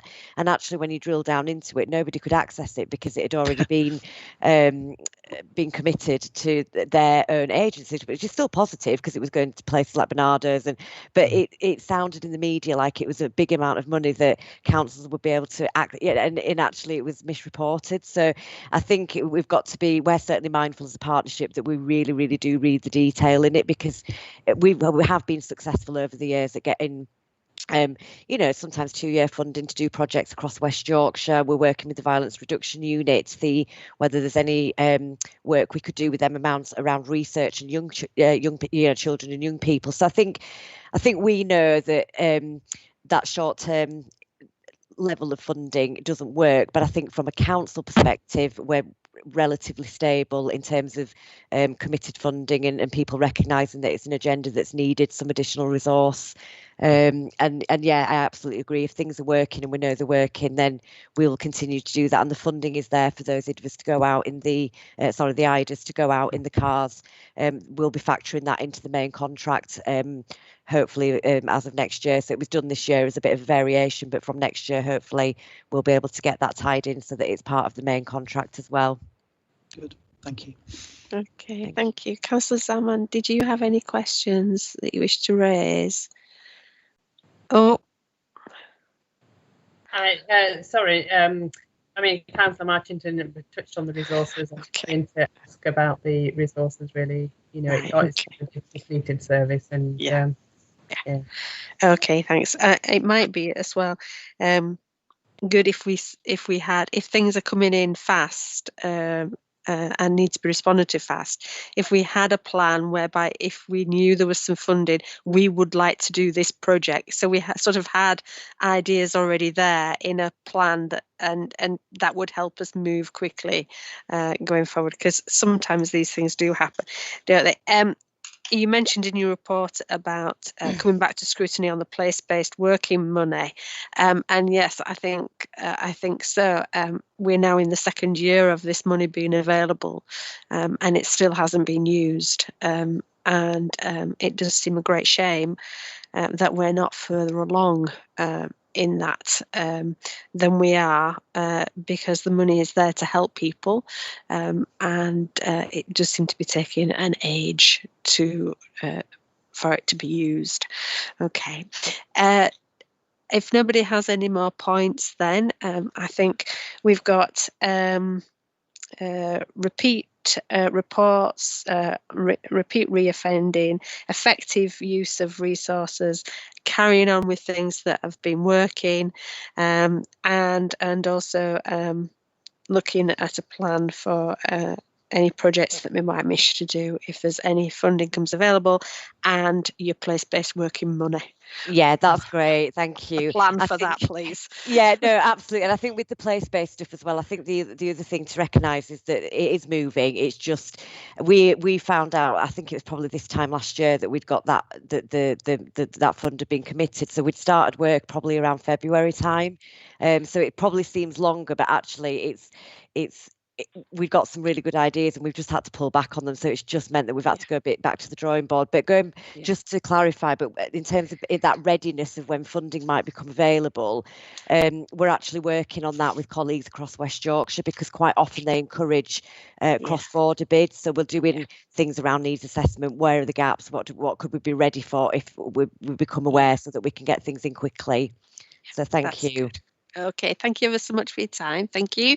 And we'll now move on to item 10, work programme. The next meeting is the 3rd of December. If officers wish to leave who are not in for this item now, that was absolutely fine. Thank you very much. We're now on the 3rd of December meetings. 11th of February, the cohesion strategy update will be coming, and I've got on my list as possible the update on the climate change actions. We haven't had an update from them for a little while. The update on the peer review, where we are with actions from the peer review, and the council's COVID-19 response during winter and looking forward into spring. Let's look forward into spring. Okay, as possible items coming forward to the management committee. Has anybody else got anything that they would wish to come forward to management committee at this time? If you have anything that you feel ought to come, then do let me know. Okay, and any other business? The Scrutiny annual report will be going to council on the 25th of November. Carol will circulate drafts. Can Scrutiny members please be ready at the council meeting to highlight an area of work of the panel from the report, please, in that update to council? And Councillor Cooper has had to leave us for another meeting, but we will let Councillor Cooper know of that request. Okay, all right then. Thank you very much for your time, everybody, today, and we'll see you at the next meeting on the 3rd of December. Thank you. See you. Bye. Stay safe. Bye. And you. Bye.